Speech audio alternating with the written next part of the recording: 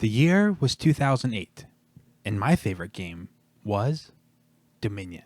Okay, that's not technically true because I didn't actually play Dominion in the year 2008, but what we're doing in this video is looking back through history, and I'm going to tell you my favorite game from each of the years over the last 15 years, and I'm going off the date they're published, not the date that I played it. For you 2008 fans out there, just in case you're wondering, Dominion in my mind just barely beats out Stone Age, but it was a really tough call. And Dominion is such a great place to start the list because I love deck building, and Dominion is like our original deck builder. You're going to start every game out with a handed cards. You're going to use those cards to acquire new cards that are more powerful, to give you things like more buying power, more special abilities you can do. You're just trying to acquire victory points and have the most points per end of the game. Pretty fun, fast, snappy game. Dominion, an awesome game from the year 2008. But the year 2009 has a game that appears on my top 10 favorite games of all time, and that game is The Resistance. If you watched the channel before, you already know I love this game a lot. Basically, think of one of these games where there's a traitor or like a liar in your midst, and everyone's trying to pretend like they're good, but you know at least one or two of you are bad.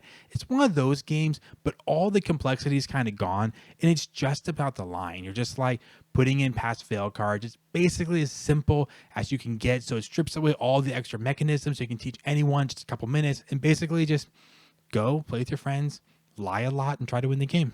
Before I tell you a little more about my methodology here, I'm going to jump to the year 2010 just because I think it's hysterical, because 2010 had the game Seven Wonders, which is probably what most of you are thinking would be my pick, but I don't love Seven Wonders.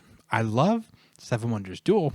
It might be appearing later, but Seven Wonders itself, actually the year 2010 for me is pretty weak. So I think my favorite game, unless I somehow completely missed something, is Snake Oil, which is kind of embarrassing. Snake Oil is kind of like, it's a good game. I like Snake Oil. It's like a little better apples to apples. It just kind of surprised me that I'm like scrolling through the list of 2010 games, like really there's nothing else in the year 2010 that I like more than Snake Oil, but that's not an insult. Snake Oil is super fun. You're going to get like two cards and make up a product. You're trying to be a infomercial or a salesman trying to sell the person your product by combining two nouns and saying, well, do you want the, oh, I should have thought of an example before I start the video. Do you want the flying sofa? And you try to give a reason they should buy the flying sofa. So just a lot of laughs, a lot of fun. You can kind of think of it as a slightly more creative, fun, apples to apples. Before I go on, I'm sure some of you are wondering why I chose to do as many years as I did. You're probably thinking like, well, why didn't you do the last 30 years? Or some of you are thinking, why didn't you just do like 10? Why this kind of weird in between number of 15 or 16? Well, it's because I wasn't really doing a lot of gaming back in the years like 2000, 2001, 2002, 2003. I mean, I played games. We played games as kids, but I didn't have a lot of like unique board games I was playing. So I have games from those years I could have put on the list, but honestly, lots of years just kind of like, oh, that's the couple games I've played, so I guess I'll just put one on. It just didn't seem, even some years I have games I like El Grande. I love El Grande. It's like 1995. And Epic Duels, I was talking about Epic Duels. I love Epic Duels. It's 2002. But there wasn't like a lot of competition those years for me. I'm like, yeah, 2002. There's Epic Duels. That's my favorite game from that year. So I just wanted the list to mean a little more. So I decided to leave off some of those. So I thought starting in the year 2008, the first year I felt like there were a lot of games competing for that number one spot, would be the most honest way to do it, which I think is a good thing for people to try to be honest, right? All right, the year 2011 has another top 10 game for me, and that is the Castles of Burgundy. I love the Castles of Burgundy. I love all sorts of like boring looking Euros. On the surface, they might look boring, but have really interesting, cool things you're doing. Castles of Burgundy is one of those games where it looks like a bunch of different mechanisms at first, but the game just really flows really smoothly. It's pretty fun. It's pretty fast once you get into it. It has some really cool decisions where you're trying to decide what buildings do I want, because the buildings give you different benefits. Then how am I going to take those buildings and fill in zones? The bigger the zones I fill in, the better, but also the sooner I fill in zones, the more points I get too. So you're always trying to balance. So I go for points in the big zones, go for points in like filling zones up quickly, or go for the unique powers of the buildings. There's obviously a lot of other things I love about Castles of Burgundy, but we got to keep this list moving. We're going to the year 2012, and my favorite game from that year is Suburbia. The best way to describe Suburbia is kind of like a Sim City or like city building computer game put into a board game. You're just going to be building out your little area. You have civic buildings, you have factories, you have economic buildings, you have commercial buildings. You're just trying to balance all the bonuses. Every tile has bonuses that interact with what's around them. So, you know, houses don't want to be by airports, for example, stuff like that. It's not the most deeply strategic game, but it's just a lot of fun to play. Kind of just put yourself in the role of a city builder and build up your little empire and see if you score the most points over anyone else. It also has a nice level of competition with the other players where you can kind of see what they're trying to do. There are certain tiles that are going to come out, and as they stay out longer and longer, they get cheaper. So you're going to kind of have to make decisions like, oh, do I want to jump in there now and get this tile for a higher price just to keep away from everyone else? Or is that tile going to be able to fall down and get cheaper and cheaper and cheaper for me to take later on? So it kind of has that constant fun decision every turn. Like, I wonder if anyone else is looking for that building right there, looking for the fast food restaurant, because I can get that to slide down a few more spots. That works great in this one spot in my city right here. Now, as we all know, the number 13 is an unlucky number. So it just so happens the year 2013 is one of the weakest years for me. In fact, my favorite game from that year is Concept. I know lots of you have games you love in 2013. There's a lot of big games that came out that year. Just none of them are ones that really stick with me that I love. Anyways, though, Concept, really fun. You're kind of putting clues out there by little indicators on a board. You're like, you have a word and you're like, hey, my word is, a cloud. So you're trying to put a little indicator on the white, maybe indicator on soft, maybe indicator on sky. So you get people to lead them to your answer, lead them to your thing, just through these pictures on the board. You can see from the pictures here, it's a really good looking game, very clean and pristine. Funny enough, though, there is one interesting kind of exception to my 2013 being a weak year. However, I'm not going to spoil it. I want to save it. Just wait a couple years and you'll see.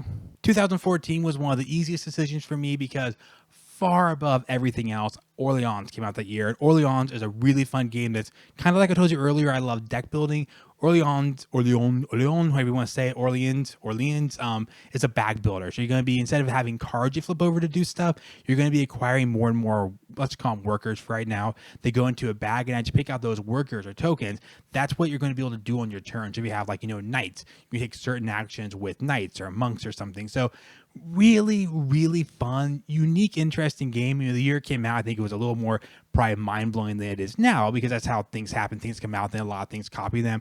But I think this is just a great game. Again, really head and shoulders above any other game that year for me. We are now at 2015, the year that produced some of my favorite games of all time. In fact, the game Mysterium came out in 2015, and it didn't even get considered, really. I was like, oh, I should mention that game because it's a game I like a lot. But it's funny how it's not even close to the top two games. So I got to put two in this one because I can't not put two, because these are literally two of my three favorite games ever. Seven Wonders Duel and Viticulture Essential Edition. Like I said earlier, 2013, I kind of had a cop-out I should have done. I could have been like, Viticulture came out in 2013, technically. However, I was really trying to stick with the games that came out with the versions I played them. I didn't want to cheat my own system that I had established before the list started.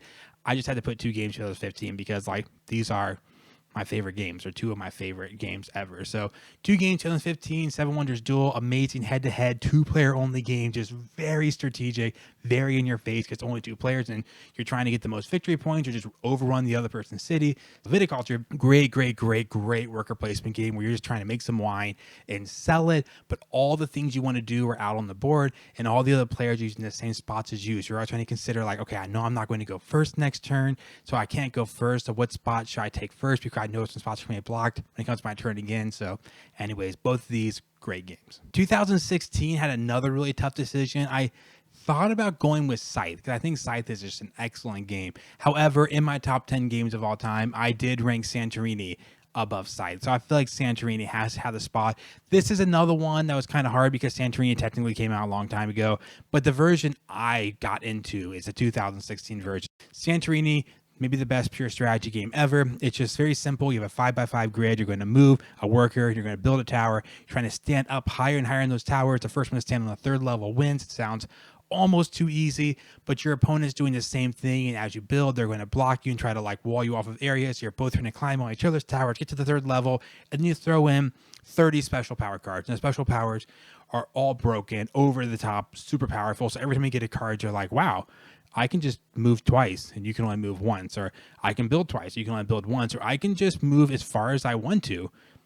And it's just, every power is crazy good. So it makes it so fun to play because each matchup, especially it's great at 2-player, each matchup you're just trying to stop them from doing their special thing to win while they're trying to stop you, like you're trying to use your special thing to win the game. Interestingly enough, 2017 would have been a different answer for me just a year ago today, but over this last year, I've really gotten into Spirit Island. I think Spirit Island is an amazing cooperative game where you are being invaded by evil colonizers. You're trying to colonize your island, but you don't just play an army who's fighting back. Each of you is cooperative. Each of you are playing like a spirit of the island. But what's fun is you all play in a very unique way, and you don't often directly fight the opponents. You're trying to do things like instill fear in them or push their armies around or get them out of zones.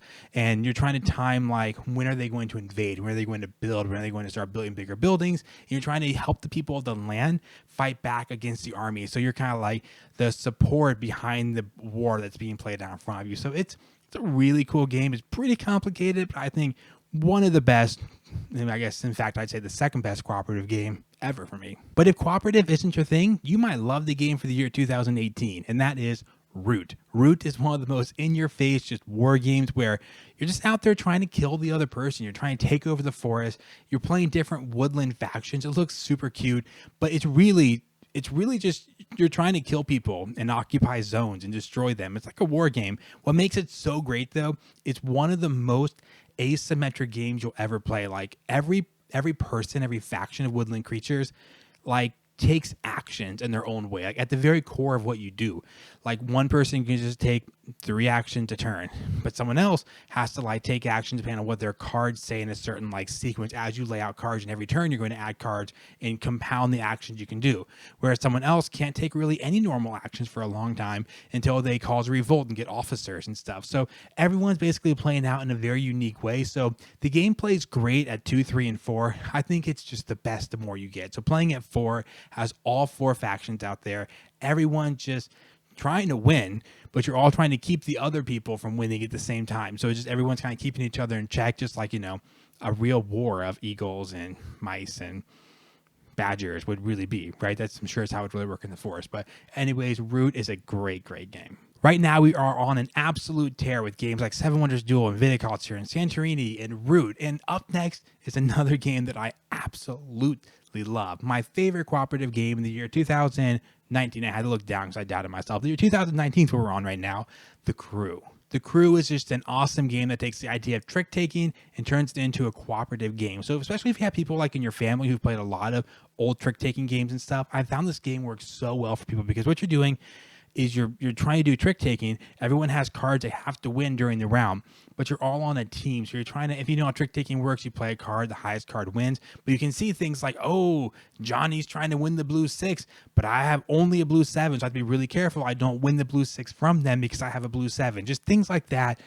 Such a cool game, and I found it works again. So what people who love trick taking, if people who already know how trick taking works, you often explain the rules to them, and they're like, "Oh, that's interesting." They play a round or two, and they're like, "This is cool," like because they know how the game works so well. They know what trick taking is, but that twist of turning it into a cooperative where we're all trying to help each other is such a cool thing. So the Crew, it is worth, I mean, it's like $10, $15. It's one of the cheapest games on the list as well. And if you're into that kind of game, it is one of the best. Just so fun. People tend to leave everyone in a good mood because it is cooperative. So the Crew, great game. Before we get to the year 2020, I just want to say that if you are enjoying the channel and loving videos like this, maybe just consider joining the channel, support us a little bit, or maybe doing like a super thanks or something like that, a super chat, thanks, whatever all these options are called. Basically ways that you can support the channel so you can just keep making videos like this and hopefully grow down the road. And now, the year 2020, Dune Imperium. I know it's kind of like stereotype, Dune Imperium's a good game, but Dune Imperium is a really good game. It's kind of like earlier, I said Viticulture is my favorite game. Dune Imperium has the whole worker placement idea where you have a map, you're trying to go to spots and block each other, but then it also throws in deck building. But just doing both those things at the same time doesn't necessarily make a game great. Dune Imperium is great because it's such a tight head-to-head, in-your-face contest. Everyone just racing for simply 10 points, and every point is such a battle to get to. Everyone's trying to stop each other. You're trying to get points from like alliances of people or cards to get victory points, or it's just an amazing game. So if you like medium to complicated, intense, competitive game, Dune Imperium is one of the best. Now, as we have moved through the years since video, there's a more competition for these spots, more games I really struggle with making a decision, which one do I want to pick, except the year 2001. 2001's, relatively speaking, a down year. Not saying there aren't great games from this year, but there's no top 20 game for me this year. My favorite game though is really good still. Terraforming Mars, Ares Expedition it's a really, really good game. So I'm not being down on that game. It's just that this year didn't have near the competitions as the years right before and right after it have. However, Dune Imperium, Terraforming Mars, Ares Expedition is a really, really fun game where everything's kind of reduced to mostly card player trying to like gather resources and terraform the planet. It has two modes. It has a cooperative mode for 2 players and also, well, there's a solo mode as well. There's a cooperative 2-player mode and also a competitive 2 to 4-player mode. Really, they're all good. I think this is a really, really solid game. Again, maybe not the heights of things like Santorini and the Crew and also what's going to come right after, but still a really, really solid game. Now, the year 2022 had a couple really strong games, and it's really tough for me to make a decision on which one I want to go with, but I'm going to go with Wayfarers of the South Tigers. I think Wayfarers is a super fun game. It looks pretty good. It's a really complicated worker placement game where you're trying to do this exploration stuff where you're just, in a sense, the idea is simple. You're trying to collect symbols and you score a lot of points off of like different symbols, but the way you do it is pretty complicated. The way you gather resources, it's kind of a long haul kind of game. It's like a journal track with like little bonuses. So deciding which way you go down the path and which bonuses you want can be kind of a hard decision to make. It's a great game. I love this game. Just want to give you a little warning if you've never played anything kind of medium weight before. I might shoot for something like Viticulture first. Then if you just love worker placement, you're like, I want that, but more complicated, then at that point, maybe like go for something like Wayfarers. Now for 2023, I'm going to use another cheat, but I'll tell you why in just a second. As of right now, I think my favorite game from 2023 is Earth. Earth fills a really kind of cool void for me where like it's a very fast but competitive game. It has some unique things it does where like when you take an action, everyone else takes that action. The reason I'm going to put 2 on here is because I'm really a guy, as you know if you watch my top 10s, that I don't just play a game and then throw it on top 10. I kind of like to put games on there that I feel like I've just played a ton and have so much experience with. I feel super confident about, like I played in tons of different groups. The other game is Expeditions. I have just started playing Expeditions, a sequel to Scythe. Scythe, it looks like Scythe, kind of same universe. Pretty complicated game. I just haven't given it enough plays yet to know which one would win out, if you know what I mean. So because of recency, 2023 like was a year that just happened. We're just kind of getting these games out here over the last year. I don't know which one to pick right now. I probably in like a couple years will have a clear idea of which of those 2 games are my favorite. So I'm going to use a cheat for the year 2023, Expeditions or also Earth. I mean, look at the covers. Earth, Expeditions, basically the same kind of atmosphere, vibe, theme in every way. And for the year 2024, well, that is to be determined over the next weeks and months as we see what games come out this year. Thanks so much for hanging out, talking about games with me. If you have a game, I'm sure there are many times throughout this list I said a game of the year and you're just like, oh, how could you not pick this game? But that's bound to happen. There are literally hundreds and thousands of games that come out each year. So for sure, let me know what some of your favorites are. Thanks for checking out the video. I'll see you guys in the next one.